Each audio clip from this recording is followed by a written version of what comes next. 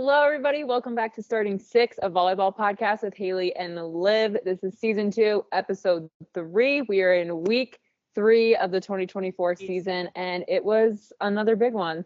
Yeah, it was another crazy one full of upsets, and the group chat won't stop blowing up my phone with upsets and upsets and upsets and upsets. Yeah.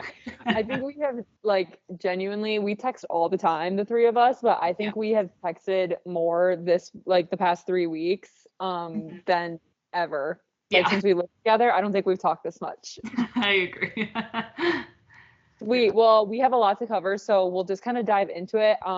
Before we get into our 7 games that we picked along with our player of the week in the bench start segment, I just have a couple housekeeping notes about some other stuff that we're not going to talk about.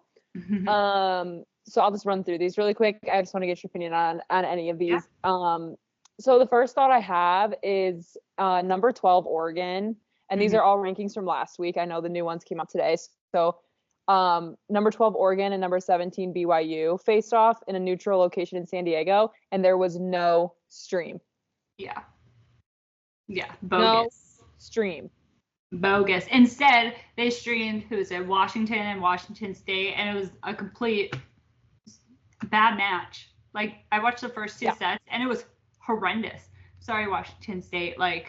Props, because we know the coach, but ooh. Hey, Corey. Hi, if you're watching. Nice to see you. So the other thing, and I don't know, and maybe it's because the game wasn't streamed, but in the same, San Diego and BYU also played. Yeah. And San Diego beat them in 5, and that game I don't think was streamed either. Yeah, that's weird to me. For it to even be anywhere, even on ESPN Plus or something. Those are a top 25 matchup, A, the first one, and then B, San Diego State's a good team. They made it to the semifinals 2 years ago. Yeah, and if you're gonna, because I'm assuming San Diego hosted the mini tournament, and if you're gonna host it, you should have some kind of stream. Yeah. You have top 15 teams there. Yeah, Wisconsin did it when they hosted. Louisville did it when they hosted their little tournament, whatever, in the preseason. So, yeah, I don't know. I just thought it was weird. And I don't know if that's a San Diego thing or I would assume it would be that they would have to reach out to the networks and get it streamed, right? Yeah, or I don't know how the back end of that works. But I just feel like we have had a lot of opportunity to watch teams on the big app, on the Big Ten app. We've had a lot of opportunities to watch teams on ESPN Plus, outside of watching it on major networks. So I'm just confused why, Oregon, not only a top 15 team, but also a brand new Big Ten team, isn't getting any coverage. True, I forgot about that. I always forget that they're in the Big Ten, and that wasn't even on Big Ten Plus. Yeah, I was really looking forward to watching this. Yeah. And yeah, it ended up being a really big game, and I didn't get to watch. So I'm a little upset. Oregon did win in 5, I believe. Yeah. So good for them, but I'm a little upset. I was looking forward to watching Oregon. I haven't watched them this year, and with them being in the Big Ten, I really wanted to get a taste of what that was going to look like before conference started. And they didn't give me the opportunity. So I'm a little bummed about that. And I kind of thought we were out of this, we can't watch volleyball games era. So I was rubbed the wrong way by that. And like we mentioned, I did watch a little bit of the University of Washington and Washington State. It was a little late for me when that game was on. And yeah, we do know the head coach of Washington State. He was my assistant coach my freshman year at Platteville, so I'm sure he was part of Liv's recruiting process. So it's really cool to see him moved on. And doing so well. He looks the exact same. He does. with a mustache. So happy for him. Well, the first thing that popped into my head was the Schrader drill that we did, and then it got changed to a different name. But I was like, everyone hated that drill. Yeah, you could tell he was meant for more. And D3, and he was definitely meant for more than an assistant role. Yeah, it's actually kind of funny. He recruited me or helped recruit me for Platteville, but then he transferred and started coaching at Green Bay, and then he started trying to pull me and recruit me to go to Green Bay. That's funny. Yeah. Yeah. So good for you, Corey. Good to see it. Okay, and then just a couple other things really quick. I just want to run through some sweeps. SMU sweeps number 18 Baylor on Tuesday. We'll touch back on SMU when we get to the top 10 25 or the top 10 25. Good Lord.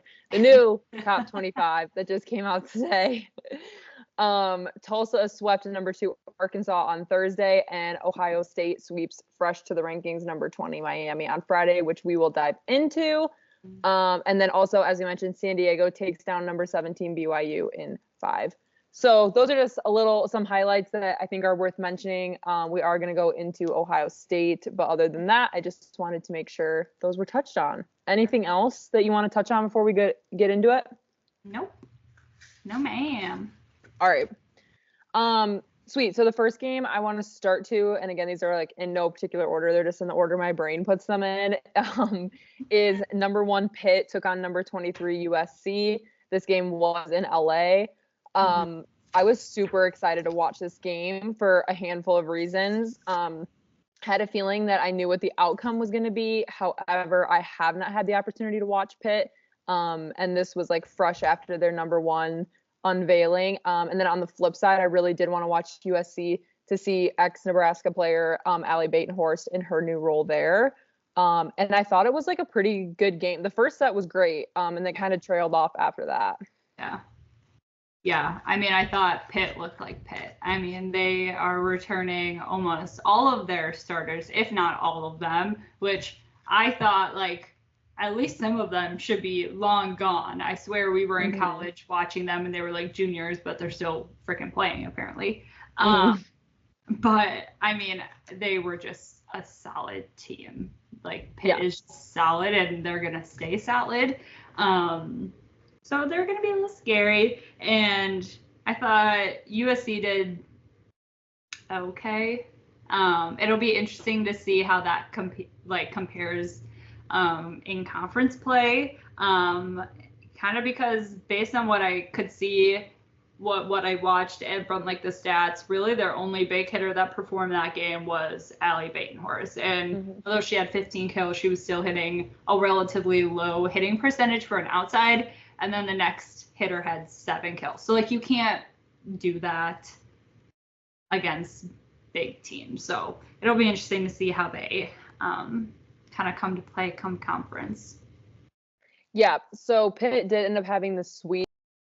First set was 31-29, which we've been seeing a little bit of a trend here, getting into the 30s, which makes for really exciting matches and sets. I think, like you said, I think they're going to rely way too much on Allie to be successful. However, I think that it has to be a good feeling coming out of Nebraska where she did have success. However, she kind of was pushed to the side a little bit when this new class came in. So to see her back in a 6th rotation spot and having success at USC was really nice. It is clear that she's having some trouble with her shoulder. She had some KT tape and then she had kind of like a funky hit and some of the players were going up and like kind of rubbing on her shoulder, like, you know, to kind of poke fun or like bring joy back a little bit. They were kind of poking at that shoulder. So I don't know how efficient relying on her is going to be due to stuff like that. She's a 5th year. So I'll be interested to see how that translates. And again, USC has joined the Big Ten, so she will be facing Nebraska and opponents that she's comfortable with. So I'll be excited to watch that matchup. But I do want to talk about Pitt. Yeah. This is the number 1 team in the country, and you can see why. I am a firm believer after watching this match that Pitt has the best offensive trio I have ever seen. Yeah. Between Olivia Babcock and I think her name is Valeria Vasquez Gomez and Tori Stafford, this team is unstoppable. Yeah. Oh my God. I'm putting it out there now. I can see a Pitt Stanford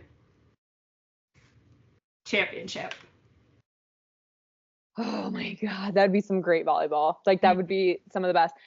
I think that Pitt's front line is better than Nebraska's. I think it's better than Wisconsin's. I think it's better than Purdue's. Like, I think that this front line is terrifying. I would be terrified. When I think it's one of the only top teams that have so many veterans who have played for so long at high, top quality volleyball. Like, Texas, you know, they have Madison Skinner and they have Jenna Wenis, and that's kind of it right now. Wisconsin, they have, I mean, Sarah Franklin, Devin Robinson, they have that, but then they're missing that setter piece of it. And so all these other teams in Nebraska, they still have a lot of young players. So they still have some of those immature errors and things like that. And I think Pitt is one of the one teams with Stanford as well that has such a mature front row, but also just a mature all-around team with a setter and back row, and you could really see that, and they connect because it's been the same lineup. And I think this is really their year, that it's all of the pieces are finally coming together. And I mean, last year they had a great run too, and so now they're really just going to finish it off this year. Yeah, and like you said, I think it also like kind of bleeds into their back row. I thought their libero, Emmy Klika, I'm assuming is her last name, she dominates. I mean, she is in total control the entire time. She reminds me very much of Lexi Rodriguez, where I think that teams adjust their offense and their serving to stay far, far, far away from her. I really liked how she also kind of when the setter takes the first ball, typically the libero comes and takes the second ball to set up a hitter. And I think that she is in total control the whole time. Like, you don't see crazy wonky second balls. She just has like, I feel like a really good head on her shoulders during the match. And that's going to make for so much success, because with her being able to dig balls, they then can set these huge, you know, trio of hitters that they have to be successful. And Pitt is just a dominant team. Like, this team must have all the confidence in the world right now. Yeah, it's exciting. Awesome. Pitt, I want to watch more Pitt moving forward. They're on my list of teams not to miss. And they also have a big week coming up, which I will also touch on here after we round out these 6 matches. Okay, sweet. So next one, we're going to do a little bit of a double hitter here, because I watched both these games, but I took notes on the number 14 Arizona State versus number 5 Nebraska team. And then I told Liv we should do the Creighton Nebraska team. So we're going to do a little bit of both. I actually am happy we're doing this because if you watched any of the episodes from last season, you know that Arizona State is a thorn in my side. And they continued that trend when they played Nebraska. This is hard because, and I'm not going to shit on Arizona State. This is hard. They played in the Bob. This is a difficult place to play. These two teams don't see each other very often. So Nebraska did sweep. This sweep in particular made it 29 consecutive wins at home, which is crazy. The second set was close. Nebraska came out with a win, 26-24. And for one reason, and that is that Arizona had 3 missed serves from point 22 on. There you go. 3. 22 plus 3 is 25. That's exactly how you not win a game. Just keep doing that. You'll never win. Yep. Yeah, the missed serve thing is getting like insanely out of control. It really is. Like, there's some... It's bad. The thing that I do want to touch on quick, Arizona State was 6-0 heading into this match. Claire Jeter had 0 errors on the season, and she was hitting a .625, which is literally crazy. So I think they're going to find success moving forward. And again, Nebraska's a hard team to beat no matter what. But they do still have like some inconsistencies, and mostly offensively, because I thought their defense looked pretty good. However, Merritt Beeson had 15 kills, hitting just under 500, and Andy Jackson had 10 kills, hitting just under 400. So that's a recipe for disaster for any team on the other side of the net. Alrighty. Yeah. Well, I mean, you said that you had watched the Creighton Nebraska game, and Nebraska won, took it to 4. and I was trying to pull up the scores because I didn't write them down. But was it the first set or was it the second set? The second set. The second set. Nebraska it's like what, 20? I think it went 29-31. Was it the third set? Yep. Creighton ended up winning 33-31. Okay, 33-31, and Nebraska runs out of subs. Not great when you use 5-2 DSs in the back row for your middles or your right sides, because Lainey Choboy had to play front row for the right side, but she essentially played in the middle. So then they had 2 pin blockers, but she had to play the rest of the match. It was like 25 or 24 or something. Like, she had to play multiple. She was in there for 3 or 4 rotations, I think. She almost made it all the way through the front row. Yeah, it was kind of crazy. I mean, she did a great job. She just covered all the tips and stuff, and they put a 1 blocker up. But I mean, it was just ping-ponging back and forth.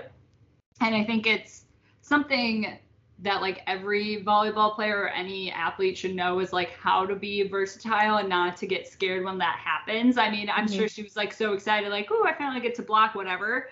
But like, also, it's an important match. Like, you're in a game, it's not just practice. And so you also need to like play your best and not just kind of goof around. And you also have that thought in your head, like, me being up here is kind of ruining chances for our team to be successful, just because that's not the position she plays. She can't really block very well. And we now have a right back or a right side hitter in the back row. So like, all of those things are kind of going through her head, I'm sure. But I think she did a great job. And I think the team did a great job, like really backing her and supporting her and figuring out a solution right away. Like, they didn't stop. It wasn't like, Creighton then finished up the match right away. No, they kept playing and they kept fighting, which was insane to watch. I thought it was so fun.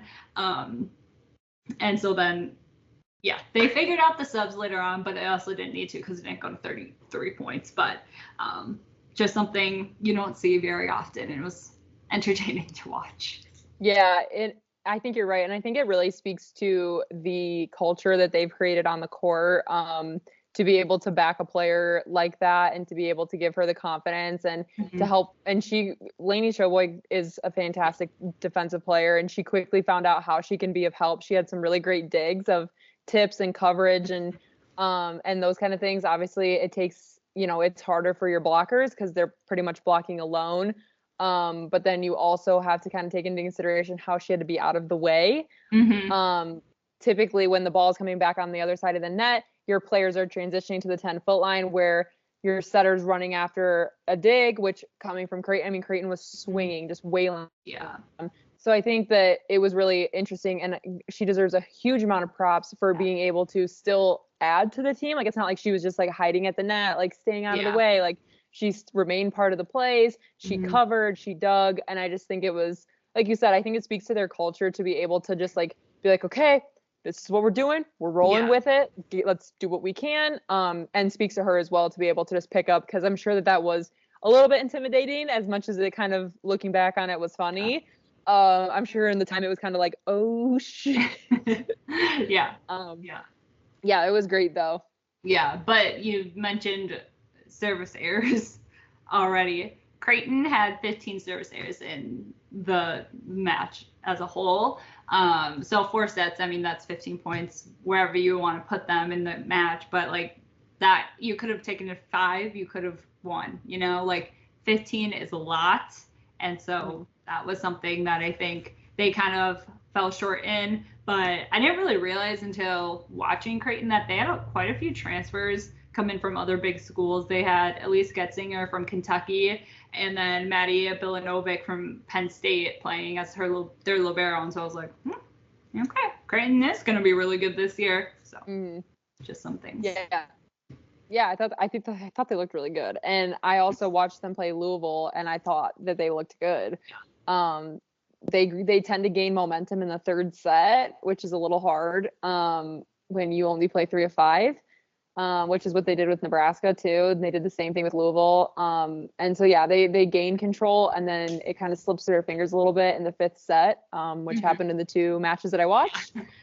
So it'll be interesting to see how they get a hold of that. They have a great coach, great leadership. So I'm sure that they'll resolve that issue quickly, but it does hurt them a little bit that they couldn't pull out a win over Nebraska or Louisville. Yeah.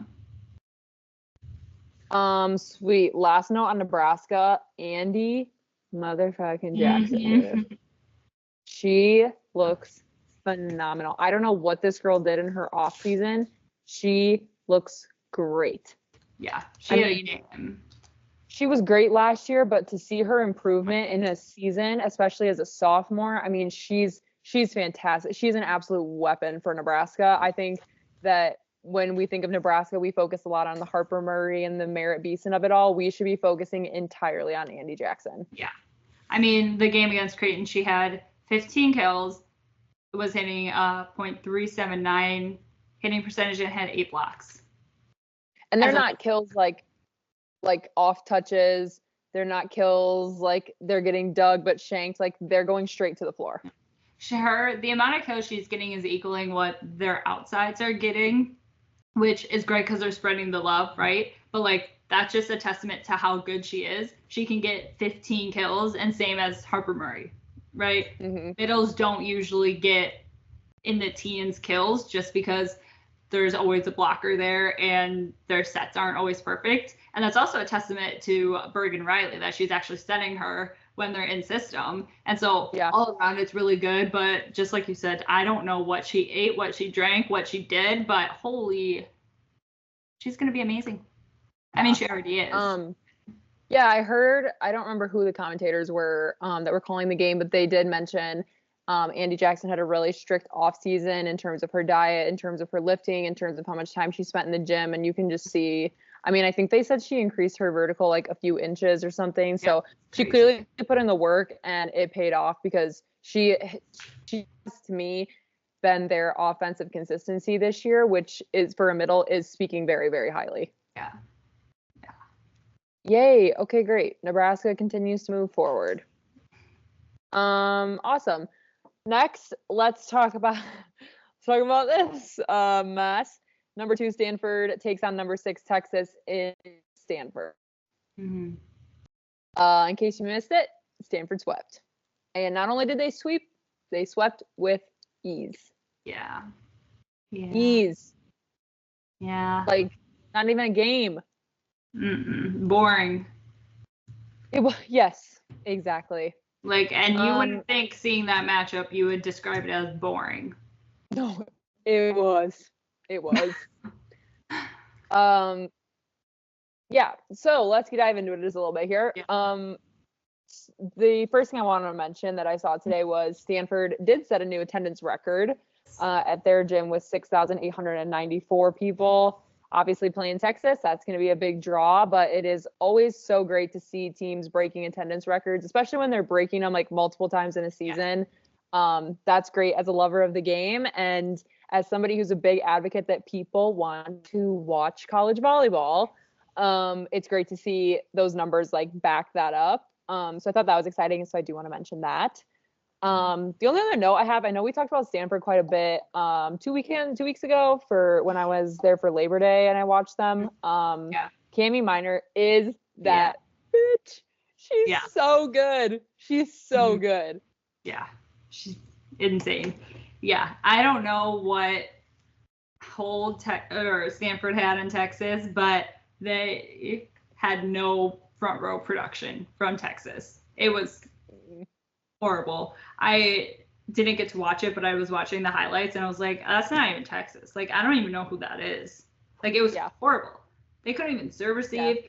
They were just hitting straight into the block, which again, testament to Stanford and how good they are and why I think that they're going to be in the championship.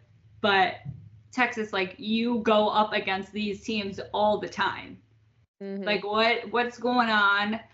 Whether that's the culture, whether that's the players, I don't know. I can't see it necessarily, but it's not looking good. And like, if they don't shape up soon, that sounds bad. I don't know what's going to happen. Like the rest of the season, like they're going to lose all of their momentum and then going to have to kind of start from square one. Yeah, I think it's kind of the theory that we have about relying too heavily on one single player, right? And we saw it with Louisville and Creighton. Anna DeBeer has been the name on everybody's lips when it comes to Louisville, and they rely so heavily on her and her production, and she had an off day. She was pulled multiple times, and Louisville was absolutely scrambling in sets 3 and 4 against Creighton. And I think that's a big cause of it, right? And so it's just really hard to watch teams like Texas who, they have a stacked roster, and when they just, and it's not like she did anything wrong, like Madison Skinner didn't do anything wrong, but it's just like not everybody can have their A game all the time. And so I think that when you see Madison Skinner stumble, Texas stumbles with her. Yeah. And that's a hard thing to kind of recover from, and that's a hard thing to be able to adjust to within a game, right? It starts to feel like they're panicking a little bit, like, oh my gosh, if Maddie can't hit through them, then none of us is going to be able to, or something. So it's unfortunate, especially because Texas has such a great offense. Yeah. I don't know, but their serve receive wasn't very good either, and so I think that was essentially where it all stemmed from. I think Stanford has a very good serving team, and so they kept them on a system, which then you can't really have a lot of production in your middles or your right side, so you're relying heavily on Madison Skinner. I mean, she had a total of 12 kills, which is pretty unusual for her. That's pretty low. And then the next best was 6 kills. So, like, that's not going to win you any sort of match. And when you hit a negative hitting percentage in the second set, you're not winning. So I think it really comes down to that serve receive and keeping them in system so they can use all 3 hitters and have it be productive. Yeah. So the question is Texas going to recover? Yeah, that's a great question. I don't know. I think it might take them a little bit. I agree. I think they're tripping a little, and I don't know if they're going to be able to get their footing in enough time. But to me, this team is not a national championship team. No. But they did the same thing last year. I think we had the same conversation of like, what's happening with Texas? They were losing against unranked teams, or not unranked teams, but teams that they should be winning against. And I felt like we had a very similar conversation, not only about like the lineup and production, but just about them losing unexpectedly and like, can they figure it out? Clearly they did, but I don't know. I feel like this year's a little different. It feels a little different. Yeah, the thing about Texas too, you're probably right. Like, we are probably putting our foot in our mouth right now. But the thing about Texas too is they don't necessarily thrive on home court advantage in the way other teams do. Not anymore. And so I don't think that Texas's like standings when it comes to the NCAA tournament, I don't think like their need to be at home is like as prevalent as some other teams. Yeah. Because they're obviously going to the NCAA tournament. I mean, I would be shook if Texas somehow doesn't squeeze their way in there. Yeah. But I don't think they necessarily like need that home court advantage the way other teams do to be successful. So that's kind of, to me, where Texas like slips back in through the cracks a little bit. And again, it's so early. It's just, and it's not that they lost to Stanford. I mean, Stanford technically is ranked higher than Texas. It's just the way they lost. And this just like the last few games I've watched of Texas, they just haven't looked the way that they did in that Labor Day tournament. I really think that loss to Minnesota shook them up. Yeah.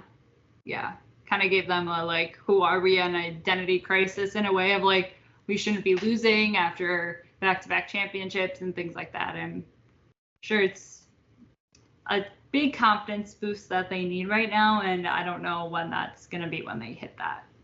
Yeah. Last positive note I do want to do about Texas is Whitney Laustein made her debut as a Longhorn. Yes. So I thought that was exciting. It was nice to see. I know we've talked about her here and there. I think we talked about her in the last episode, but Whitney was a freshman at Nebraska 2 years ago, and she took some time off after she lost her father, and then she had a baby. So now she's back at school playing for one of the best teams in the country. She's pretty much just incredible. Like, that's like the craziest story I've ever heard. So props to her. It was nice to see her back on the court. And I hope we get to see a little bit more before the year is over. Yeah, that's incredible. Okay, up next, out of the woodwork, unranked Ohio State sweeps new number 20 Miami. Yeah. Sorry. Brewer doesn't like Miami. No, it's Ohio State. Ah. He hates Ohio State. Yeah, we haven't talked about Ohio State this year, because there hasn't been a whole lot to talk about until recent. But I was excited to see this. I mean, Miami, I don't know what to say about Miami. Miami did the same thing last year. They ended up working their way into the top 25, and then they were like beating these crazy teams and then losing to teams they shouldn't have been. But Ohio State is part of the Big Ten. It's a great conference. They've always been a team that can kind of, work their way through these hardships. They've had a tough couple of years.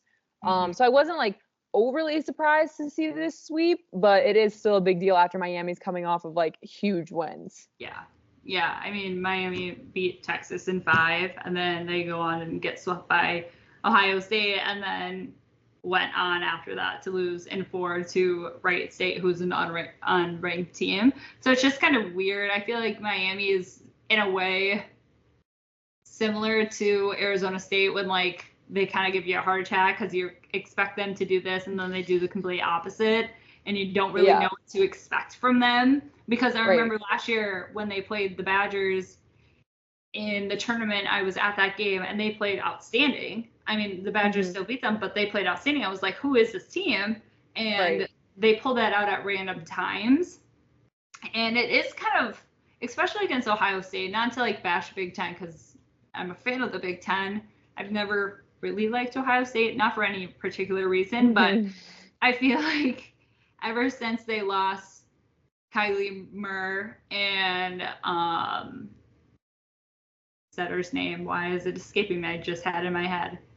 Matt Pedraza. I feel like once they lost those two when they transferred, I feel like it's just been blah. Like there's not, like they have Emily Londot and that's kind of it. Like that's the only name I know. They have Riley Rader in the middle, but she hasn't been producing a ton in the middle. So it is kind of surprising to me that Miami did fall to Ohio State in a sweep. Yeah. Just because I don't think Ohio State's bringing in, and I could be, again, putting my foot in my mouth. I don't think Ohio State has many other like really strong, productive players or hitters necessarily, because Emily Londot had 16 kills, the next highest was 6. So like everyone knows who they're going to. So again, it's kind of shocking to me that Miami couldn't even take them to like 4 or 5. I don't know. Yeah, I agree. Emily Londot is Ohio State's offense. Recently she hit her 2,000th career kill. Which is great on her. Obviously, that's a huge accomplishment, but also speaks to the sheer amount of balls that she is getting per season. It just comes down to like complacency, right? I mean, Miami like worked their way up to be that top or that number 20, and then it's like tale as old as time. You go into games with unranked opponents or opponents you should be beating, and you play down, and then boom, you've lost, and that ranking means nothing. Yeah. Pretty much. Sweet. Another upset we will touch on is number 15 Georgia Tech versus number 13 Florida, and I believe this game was in Florida. Yes. Georgia Tech swept. Yeah. The rise and fall of Florida, year 2. Yeah. Ooh, I watched it. Did you watch the game? I caught the last set. Yep. Ugh. Florida did not look good. No Kennedy Martin. She was not playing. Again, no Stuckey. She has not returned yet either. I just think Georgia Tech's like always a dark horse. Like we don't speak of them all too much during the regular season, and then we get to the postseason and we're like, oh shit. Georgia Tech is scary. And something I find really interesting about Georgia Tech, and I noticed this last year too. Their home gym, it reminds me of Stevens Point a lot because it's in like a bubble. Yeah. And it's not that much bigger than like my high school gym. No, it's very small for college standards. For a program that has constant success, the gym just like doesn't translate, and I think that's so crazy. Not that that's everything. But when you're like the number 15 and moving up team in the country, like it's wild that these opponents that they're playing, like Florida, are in these huge arenas. And then when you see Georgia Tech play, they're in what could be, a high school Division III gym. So it's really interesting to kind of see that. I don't know why. Just like every time I'm reminded of it, and I'm like, oh my gosh, this is so crazy to me. Do you think any part of that, like, or that plays any part into their culture and like how good they have been and how much success? Like, do you think it like in a way humbles them, or like, if they don't have as many resources available, like in a way they kind of have to work harder to like grow at their craft, whereas like other teams are just given, and they don't even have to like do anything for some of these resources. And I think it like might kind of play into their culture a little bit too, of like how hard they work. I don't know. Yeah, I agree. And I also look at it from the perspective of a lot of these girls that play for Georgia Tech. There's a chance they could have gone to lots of other places. They could have gone to a school with a gym like Florida's or Louisville's or Nebraska's or whatever else. But I also think it's kind of like the field house effect with Wisconsin, because Wisconsin could be selling out the Kohl Center every single game, but they choose to play in the field house because of the way that it feels and the way that they kind of own it, and that tightness. That closeness feeling makes it hard for opponents. And I think that Georgia Tech's gym is kind of the same. Like, yes, in size, it lacks. I think Texas's also lacks. Louisville's used to before they moved to the KFC Yum Center. But I also think that in a way, those gyms might be just as hard to play in because of the tightness and that sheer like noise. And you're at that serving line and you have people yelling. I mean, they're right behind you. But I also think that speaks to the culture of Georgia Tech, right? I think a lot of these girls are good enough to have gone places where they had the amenities like these huge schools, and they still choose Georgia Tech. And I think that speaks to the program as a whole, which can be more important than having these large amenities and whatever else, like they might be like a Wisconsin where they do have an opportunity to play in a bigger gym and they choose to stay in their home gym. I don't know. It's just something you don't see very often anymore, especially in the past couple of years. Like I said, some of these teams are moving into bigger facilities because they're selling out and because they can sell out. And so it's just kind of interesting to see. Yeah, definitely. Awesome. Georgia Tech coming through. Bianca Bertolino from Georgia Tech. She took over the match. She had 16 kills, hitting a 4.69. She averages 307 on the year. Yeah. So, yikes. That's scary. I know. Keep an eye out. You got to keep an eye out for them. Yeah. All right. Last one we're going to touch on. Number 7, Purdue takes down number 10, Kentucky in 4. Purdue dropped set 1 and then handled Kentucky pretty easily after that. Yeah. Purdue scares me. They really do. They always do. That's kind of another team that plays in a smaller gym and likes it that way. Yeah. Yeah, they are one team that really thrives off of home court advantage, and they're one of the hardest gyms to play in because of the sheer noise and the amount of fans that they have right at your feet. And those fans are kind of brutal. They don't care. What they say, what to get you to mess up, like they'll do it all. And Purdue has always been like kind of a headache. I feel like that like nagging headache in the back of your head that you can never get rid of. Yes. Because they're good, but you don't want them to be good. Maybe other people have different opinions than we do, but like we're not. They're so good that like it bugs me that they're good, and I'm like, stop, because I want them to lose majority of the time, even though they're a Big Ten school. But then I like respect them at the same time, and it's like a conflicting feeling with Purdue. Yeah. I agree.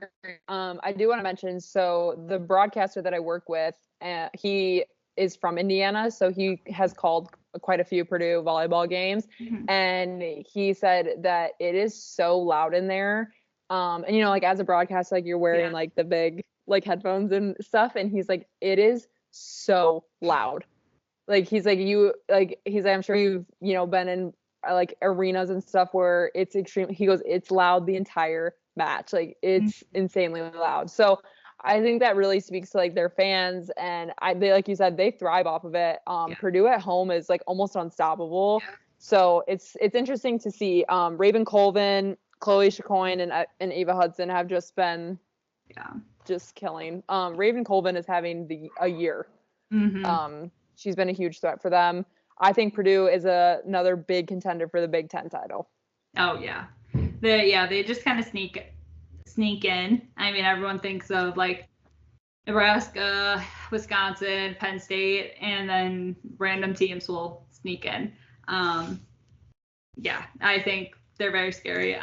Purdue, that game or the second set had an 85% side out like percentage, so 85% of the time they're like efficient insiding out, and I think that's really huge. Against Kentucky, who's a good team, but really huge going into Big Ten play soon. Being efficient and serve receive is going to be really good, because I feel like in the past they've kind of struggled on that a little bit, and then it made their younger hitters, when Eva was, a freshman and stuff, they struggled then with that, doing a lot of out of system balls. So I think that is huge, and I think that's something that they worked on a ton. So I'm interested to see what it'll look like when they do play, not just at home, but when they're away, because they're a very different team when they're at home and when they're away. So it would be nice to see them kind of mesh those two together and just have an even team playing throughout the season. Yeah, I agree. And they also have a big week here coming up too. So it'll be interesting to see how they manage to come out of that. I do just want to touch really quick. Kentucky is not going to go quietly through the remainder of the year. When I think of SEC volleyball, I think of Kentucky. They've won the past 7 SEC conference titles. Tennessee is obviously close behind in that conference, but Kentucky is the SEC for volleyball. So they're not going to go quietly. And again, I think it speaks to how good Purdue is this year, really. Yeah. Okay. That's the 6. Anything else you want to touch on before we go into these rankings and our weekly segments? I don't think so. I think we hit all of them. All right. A little bit of movement, not as much as last week. I just want to run through, and then I have a couple of, things that are my opinions no one asked for. Let's just run through top 10 really quick. Pitt remains at number 1. Stanford remains at number 2. Penn State remains at number 3. Louisville remains at number 4. Nebraska remains at 5. Purdue moves up to number 6. Wisconsin moves up to number 7. Texas drops to number 8. Creighton remains at number 9, and Kansas moves up to number 10. Yeah. So a little bit of movement in the lower half of that top 10. SMU finally joins. Miami beats Texas, give them number 20. SMU beats Texas, wait and see if they do it again. So yeah, their sweep over Baylor gave them the final push, and they came in at number 22. Some other improvements: Florida State goes up 3, Georgia Tech goes up 2, Minnesota goes up 2, USC goes up 2, and TCU goes up 2. Yeah, more movement in the lower half, which is exciting. I mean, you get to see new teams, but I think there could have been some movement up top. Yeah, again, Louisville doesn't move, and they probably won't for the rest of the year. They'll just sit right there at number 4. Maybe they'll give them a number 3. It's like a PDF that you can't edit, just that one spot. Oh yeah, no, they can stay. Don't worry about it, please. SMU's enter into the top 25 is the first in program history. Yeah. So that's huge. And I do want to mention Tennessee came in at number 15, and they just lost to Wofford, an unranked Wofford Terriers is their name, in 5 tonight. That happened earlier.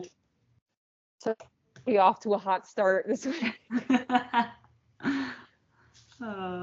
Let's see. They lost in 3. It looks like it was 25, or Wofford won 25-18, 25-20. Tennessee won 25-13, 25-19, and then Wofford pulled out the win 15-12, and I believe it was at Wofford. And this is their first top 25 win in program history. Good for you. So that happened tonight. So there's a little taste. Sweet. Okay, let's go into player of the week. Okay. Would you like to start? Sure. Okay. My player of the week is from Creighton. It is their senior outside hitter, Nora Sis. She's phenomenal. Against Nebraska, she had 24 kills with a 2.292 hitting percentage, and also had 4 blocks against Nebraska, which is pretty big.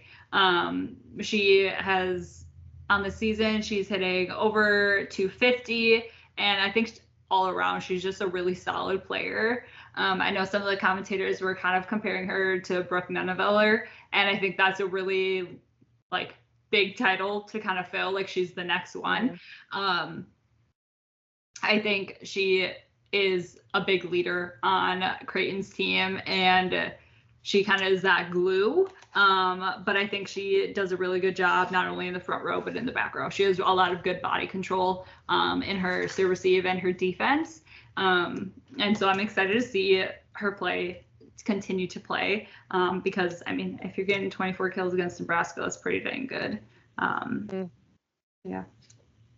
Awesome. I'm going to stick on the outside train. My player of the week is Stanford 6'1" junior Elia Rubin. Good God. This girl is terrifying, like, in the best way. But I also think she's one of the most fun players to watch. She can nail the ball. She can hit it so hard.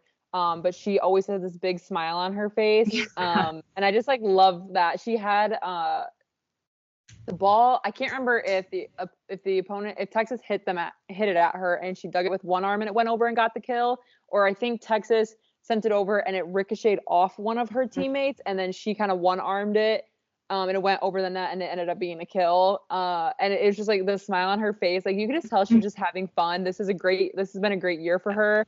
And it makes it fun to watch. Not only is she a great player who can just bomb this ball, but she's fun to watch, and she's so smart.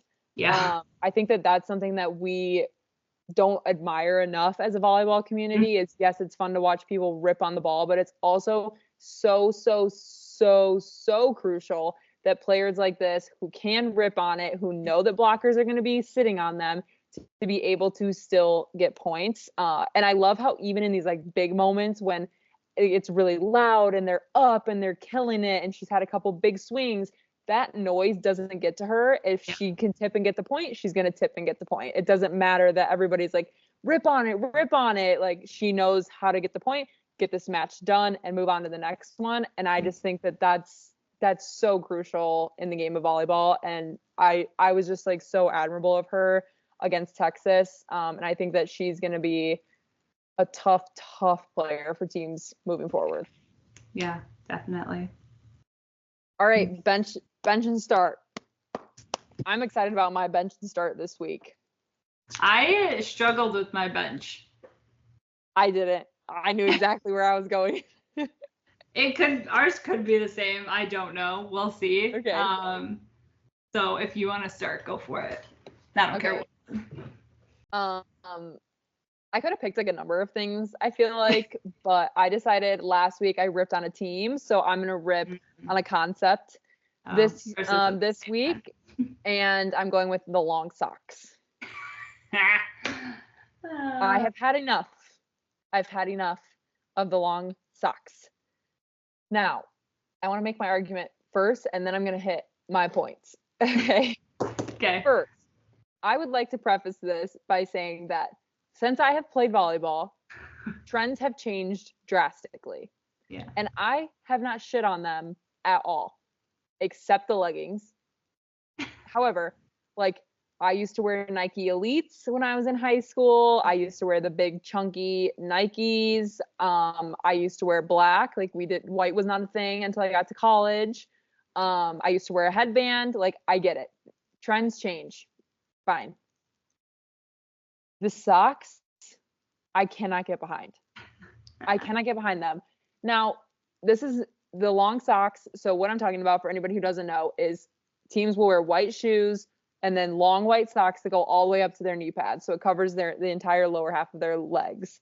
This has been Nebraska's iconic uniform for years. They have worn the red jerseys with the black spandex and the long white socks. This has been their thing for a very, very long time. Fine. Not my favorite, whatever. It's slowly trickling across the rest of these college teams. Yeah. And the worst is when some girls are wearing the long socks and some girls are not. You got to go all in or you got to go all out. Like, it's not great. They remind me of like grandpa socks, like grandpas with the New Balances and these really tall white socks. Yeah. And just to make it worse, Purdue is now wearing black versions of said long socks. Shut up. No. And no, not the whole team, just some of them. It's terrible. It's terrible. Like, I do not like them.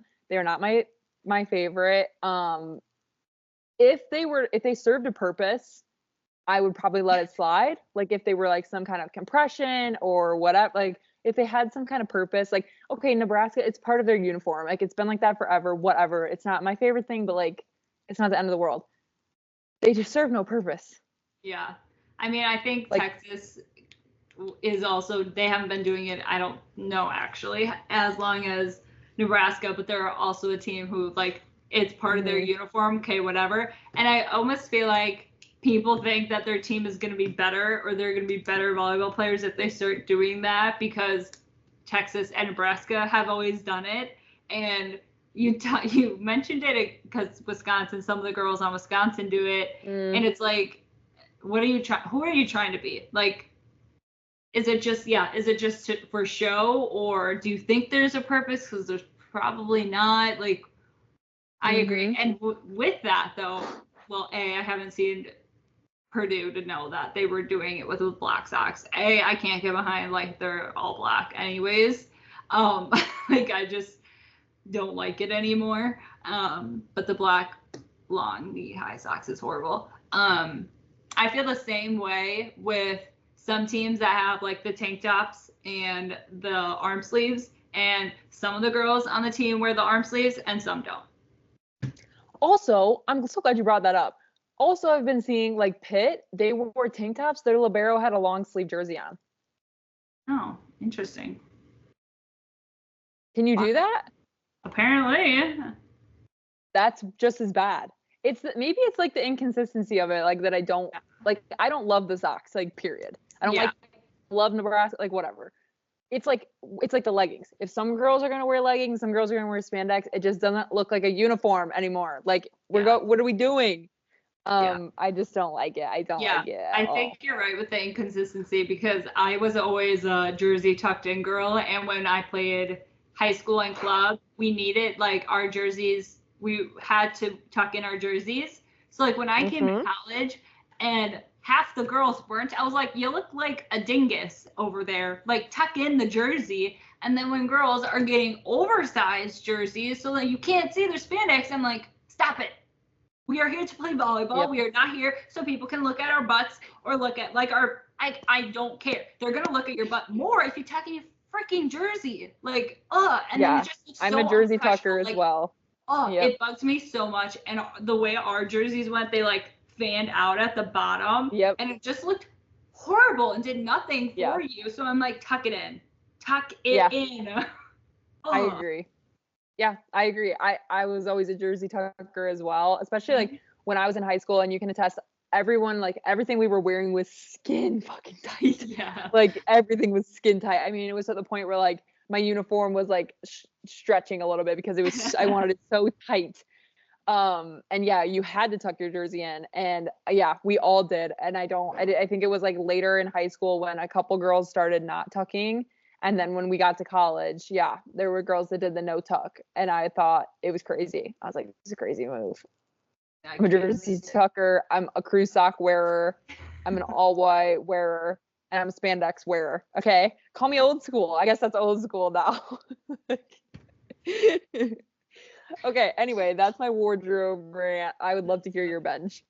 No, my bench. I don't know why I struggled because like I wanted to do something that was not necessarily like what you would predict, but I went with what I predicted because I couldn't come up with anything else. My bench is Texas. Like, just go in the closet for a little bit, please. Like, I'm sick of you. Like, figure it out. Yep. Maybe you'll get to my start someday. Probably not this season. So Agreed.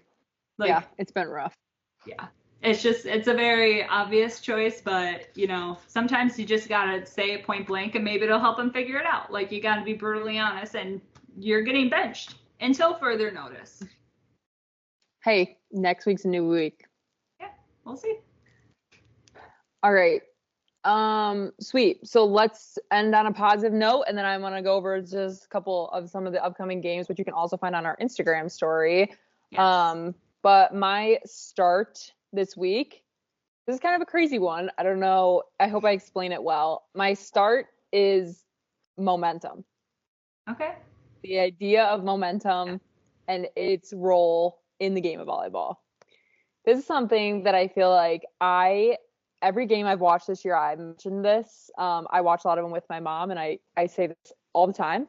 My favorite part of the game, and I think this goes for a lot of sports, but in volleyball in particular, momentum is the foundation of winning volleyball matches. Mm-hmm. You have to either find a way to gain it early on, or you have to earn it back. And I think that it's really kind of like an art form in a way to watch teams find the momentum and snag the momentum and then run with it.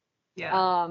And it's just like, I don't know what it is about it, but it's just, you can like see when it shifts for a team, and you can see when a team starts with it, you can see how it starts. And I just think it's like a really cool part of the game that we don't really talk about that much. And I think that it's something that teams don't prepare for in the way that they prepare physically for matches. And I just think it's a really cool thing to see, especially this year. The momentum has changed a lot, whether that's in the rankings, whether it's during these sets, whether it's, you know, these teams coming out of the woodwork. It's been just like this prevalent factor, especially this year. But it got me thinking like how it felt in games too when we were playing. Like, you could feel when your team gains the momentum, or when you're the reason it gains the momentum. You can feel when it slips away. And that kind of battle on how to get it back. I just think it's been really cool to get to watch this year. Yeah. So my start's momentum, and I think that momentum and the idea of momentum is how you take down Nebraska. Oh. I'm giving teams the answer. If you want to beat Nebraska, you have to take the momentum away. Yeah. Yeah. And hold on to it for dear life. Like, don't let them get it back. Yeah, you can't give it back. Yeah. Well, and I think that's a really good start, and I think it's like you said, we don't talk about it enough, but I think the interesting thing about momentum is you can't practice it. It's not a practiced skill or something that you can practice as a team. It's just something that naturally comes and goes, and being prepared for it the best way you can be. Like, I don't even know how my coaches have ever prepared us for having that, really, like, other than they always say, like, don't let down, or like keep your foot on the pedal. Like, when you start feeling that, like, you can't change your mindset. And I think that's the other part of like momentum, is the mindset with it. And when you start to lose it, you can't let your mindset change when you're having good momentum, but when you're having bad momentum, you need your mindset to change. And so it's kind of interesting how those two go hand in hand. But I think you can practice mindset as an individual and as a team, which then carries into momentum, but you can't practice momentum. It's weird. Yeah. You know? Yeah. Yeah. It's just like an interesting thing. And I would ask like anybody who's watching this, like maybe hasn't thought about it or hasn't watched like tons of volleyball to know like the physicality of it so much. Like, anyone can see this like shift. Yeah. And I do think it's prevalent in other sports too. But it's just in volleyball, every point is like so crucial that I think that it just hits a little bit different. But it's an interesting thing to kind of pay attention to. And it is something that Nebraska struggles with a lot. Yeah. So I just think it's an interesting concept, and I have been saying it over and over again so much that I wanted a reason to bring it up on here. So that's why the idea of momentum is my start this week. Awesome. How's it going? My start is a player, and we kind of already mentioned her. You called her that bitch. Yeah. It's Tammy Minor. Watching her against Texas was honestly insane. Not only because Stanford had all of the momentum, really, but she has so much craft to her. Like, there was one play that she was running towards the outside hitter, went to her knees, and threw it back to a perfect right side set instant kill. Like, she is fearless in her setting. She has great hands, and she is just a great leader. All in all. Like, she is really sets the standard for what a setter should be as far as a leader. Coaches always say the setter's the quarterback, you're the one that runs the show, and she runs the show. Like, I think 100%. She's phenomenal. I mean, not only is she a great setter, but she has great defense. She can put up a massive block, and she can also swing, and she's such an offensive threat too, that I don't think people who don't watch Stanford a lot remember that she is such a big threat in the front row when she's up there. And I think she is like their secret weapon in a way, not only as an offensive threat, but just as a great setter, because she throws in sets that no one predicts. And that's how you get the other team out of system. Yeah, she's like the pictured perfect definition, fifth year setter. Like, that's her. Yeah, she's phenomenal, and she just seems like really nice. Like, she just seems like a good person too, which I feel like can be kind of hard to find sometimes. Yeah. Great, I love that. I'm a huge fan of hers. I'm excited to keep watching her. Okay, really quick before we wrap up, on our Instagram now, I have created a template to put our games to watch in for the upcoming week. So starting today, however, they really don't start till tomorrow, so I posted them today. So I just want to run through some of these really quick, especially because there's a ton of games this week that are going to be streamed on these major networks. So everybody can watch. You don't need really a subscription this week. So I think it's a great opportunity. Tomorrow, there's an in-state battle, number 18 FSU at number 16 Florida. That's at 6 p.m. on ESPN. On the 18th, which is Wednesday, it's a huge game. Huge day. Yeah. Number 3 Penn State at number 1 Pitt. If Penn State wins, they'll be number 1. Like, this could be huge. Yeah. That's Wednesday at 6 p.m. Central on the ACC network. Number 4 Louisville's at number 11 Kentucky at 6 p.m. on ESPN. Number 2 Stanford is at number 5 Nebraska. That's at 7 p.m. on the Big Ten Network. And then number 8, Texas is at number 20, Baylor for an in-state battle. That's at 8 p.m. Central on ESPN. Huge day Wednesday. Yeah. Thursday, number 6, Purdue is at number 10, Kansas. That's at 6:30 p.m. Central on ESPN Plus. And then what will be the 21st, Friday? Number 9, Creighton is at number 10, Kansas. That's at 3:00 p.m. Central Time on ESPN Plus. Number 11, Kentucky is at number 2, Stanford. That's at 9:30 p.m. Central on ESPN. And then on Saturday, number 5, Nebraska is at number 4, Louisville at 11:30 a.m. on ABC. Yeah, that's going to be a good game too. Huge. Yeah. Huge. I think that Nebraska-Louisville game will be super interesting to see what teams show up. Because you can really get Nebraska's on the road. You could get a great match between both teams showing up at their best, or you could get also a great match, but both teams showing up at their worst. I agree. So huge week. We're gonna have a lot to talk about next week. I'm super excited about that. But that's all I have for this week. Yeah. It was a fun week again. I mean, it's been off to a great start. Yeah, we've really been blessed like the last few weeks. Yeah. And it's not even conference play. Nope, we haven't even got there yet. God. Awesome. Well, thank you so much, everybody, for listening again. Reminder to follow us, especially on Instagram. I feel like that's where we're the most frequent in posting. And I think these game to watch highlights will be like super great as well. But with that, we will let you go, and we will see you very early next week for lots and lots and lots of coverage. Yes.